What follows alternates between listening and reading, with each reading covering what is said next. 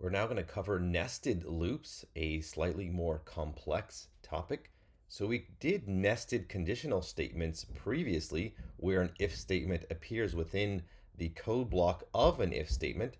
Nested loops are similar. This is when a loop appears within the body of another loop. So it's a for loop within a for loop, or a while loop within a while loop, or a for loop within a while loop, or any combination. You can have many levels of nesting. So maybe a real world example could be this. So say you have a house. For every room in that house, for every corner in that room, you're going to count to 10. So you can go think about going from room to room, but when you're in one side of the room, you're going to go to each corner, and in that corner, you're going to count to 10 and count to 10 again at the other corners.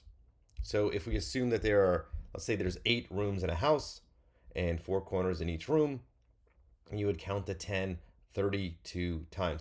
So this is a real world example of nested loops. So you can see there is one loop that controls going from room to room. There's another loop that controls going from corner to corner, and actually another loop that just goes from one integer to the next and just counts. Okay, so let's see how this works in Python. I'm going to make a very simple nested loop here. We can actually do this with the room example. So for I in range 8, so we're going to, let's just say in room I like this. So we're going to make a simple, just iterating through a range object. So that's 0 through 7 right here. So this is one loop. Now, let's say within each room, so we're going to do another loop over here. So oftentimes when you're just iterating through the integers through a range object, you start off with the loop variable I, then you go to j, and then to k if there's a further nested loop. You don't typically want to do too many levels of nesting if possible. It just becomes a lot more difficult to understand what's going on. Okay, so for j in range, we'll just say each room has 4 levels or 4 corners, and we can say in corner j. And so let's run this. So now we're going to go into room 0, and then we'll be in corner 0, 1, 2, 3. Then we go to room 1, and then we're in corner 0, 1, 2, 3 again, like this. Now, to make it easier to read, we can do a tab character that's \t, like this. So it tabs it over. You say in room 0, then in corner 0, and then 1, 2, 3 like this. Now, you could do another level of nesting for k in range. Instead of counting to 10, that would be a lot. Maybe we'll just count to 5. And let's do actually starting at 1. We'll make it a little bit different. So counting, and then we'll put k like this. And then we're going to tab over 2 times now. So there's a lot of information printed on the screen.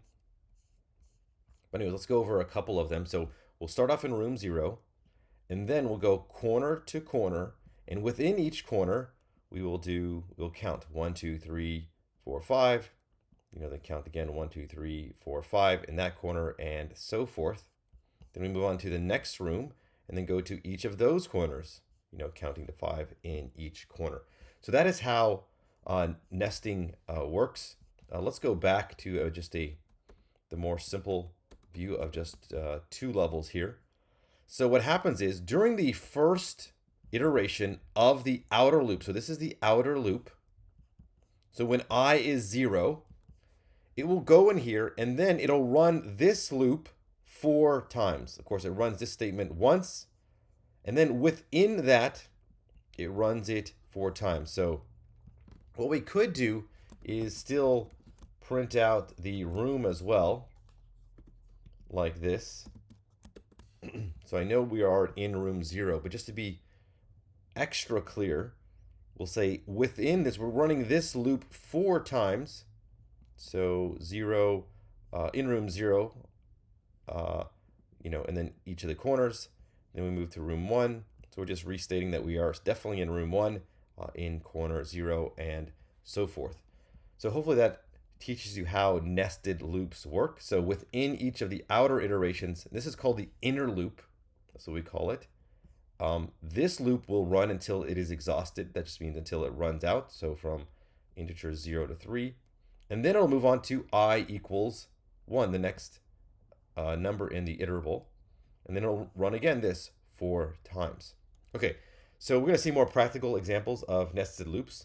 This was just to get you started and show you just a very simple, trivial example of how nested loops work.